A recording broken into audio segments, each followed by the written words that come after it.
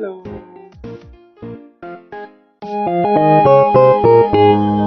Hello friends, and welcome to today's video lesson. So in today's lesson, we will find out what a complete sentence is, what a fragment is, and what a run-on is. Let's go right into the lesson.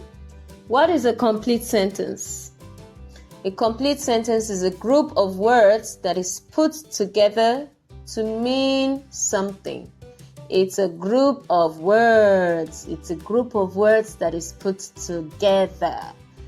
Let's see this example. I think I am hungry.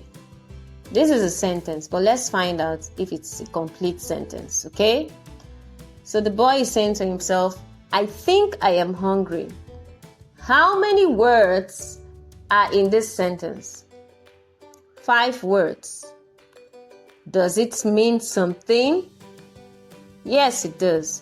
So imagine him telling his mom, I think I am hungry. What do you think his mom will do? She will find him something to eat, right? Why? Because he said something that has meaning. He said something that makes sense. So a complete sentence must always make sense. Another example, my team won. How many words are in this group? 3 words, right? Good. Does it mean something? Of course it does. So imagine him talking to his friend and telling his friend, my team won. What do you think his friend will say to him? Wow, congratulations. Why will his friend congratulate him? Because he said something that has meaning, right? He said something that makes sense. So a complete sentence must always make sense. It should mean something, okay? It must always make sense.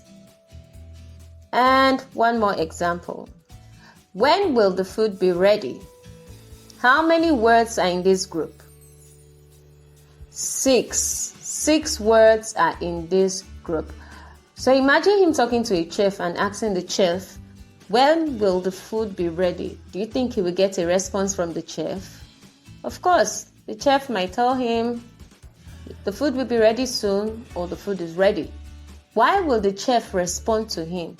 Because he said something that made sense, okay? So a complete sentence must always make sense.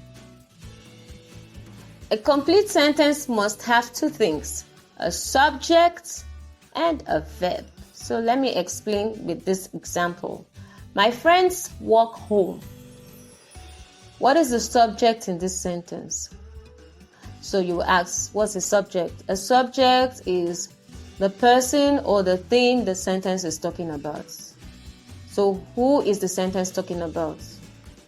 My friends, right? So my friends is our subject. Okay. So I said a complete sentence must have a subject and it must have a verb. So what is a verb?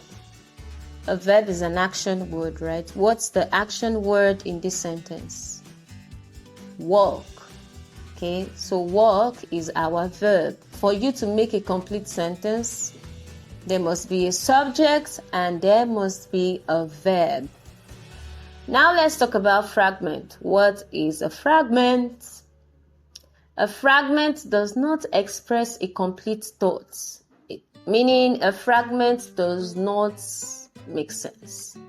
It is not complete. It's an incomplete sentence, all right? It is usually missing a subject or a verb. So whenever you say a fragment, either the subject is missing or the verb is missing, okay? The fragment usually stands on one leg. It's either he's standing on the subject or he's standing on the verb. One leg is missing, okay? So a fragment is not always complete.